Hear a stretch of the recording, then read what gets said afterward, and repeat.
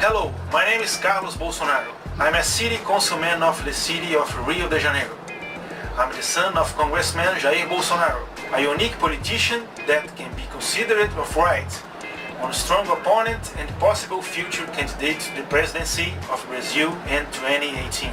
I come here to share a little bit of what's happening in Brazil, unfortunately not shown by the main means of communication. But the world must know what's going on in our country in this moment of political and economical crisis. Dilma Rousseff, who is still our president, committed tax crime by raising expenses exaggeratedly in an election year in order to win the elections, and abusively and constantly wasted public funds without National Congress authorization. Her insanity came from the certainty that the Congress and the justice would forgive her, but it's not happening. Facing so many corruption scandals involving Brazilian construction companies, currently related to the big construction sites, and also responsible for bribing politicians to grant the wishes of the ones in charge. This would be the government plan, recently revealed as Lava Jato operation with Judge Sérgio Moro and Federal Police Department.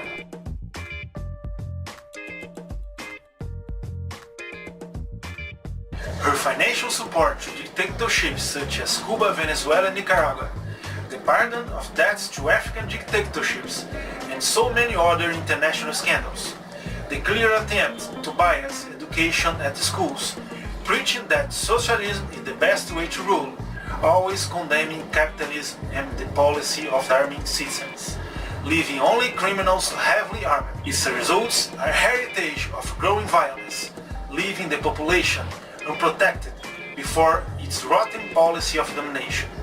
Facts which were inspired by Hitler's Nazism, Fidel Castro's communism, and Mao Zedong's absolute power.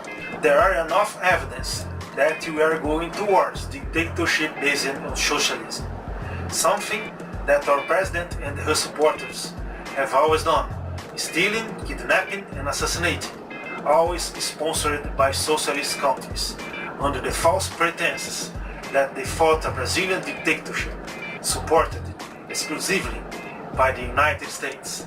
Thank Brazilian army for avoiding a dictatorship for us, such as in Cuba.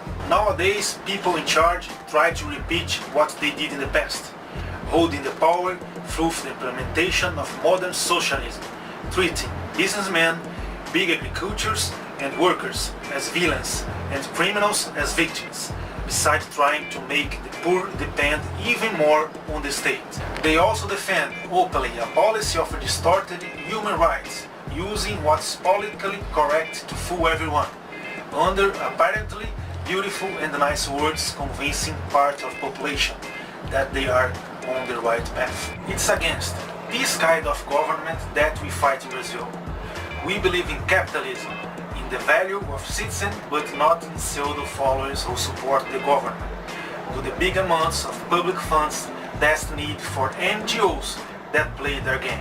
The legacy of over 13 years of Labour Party, Lula and Dilma in the power shows results, exposing Brazil a fight of social classes and races, which is used as a maneuver to keep the Labour Party and its allies in charge. This is the part of history that the past doesn't show.